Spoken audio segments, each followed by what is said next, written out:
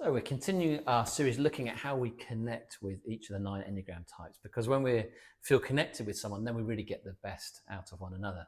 So today we're looking at the observer, so the type 5.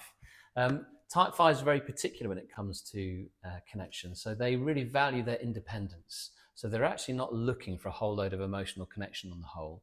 They value their own space, their own kind of independence of emotion and thought. So respect their independence is probably the best thing you could do. The second is, when you are communicating with a 5, try to communicate as directly and as clearly as possible. So explain what it is that you want and why it's important to you. So just be very clear, very direct, and explain why it's important to you.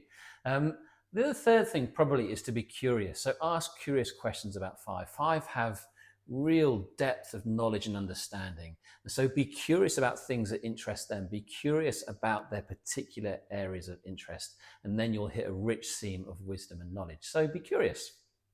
Things to avoid when it comes to connecting with a type 5 would be very aware of not making sudden emotional demands. They're very sensitive to intrusion. So don't suddenly jump in with something an unannounced dilemma or something you have a big question about. It really helps to give a type 5 some advanced warning. If you really want to get the most out of the connection, give them a heads up. I'd like to talk about this, or I'd like to talk about that.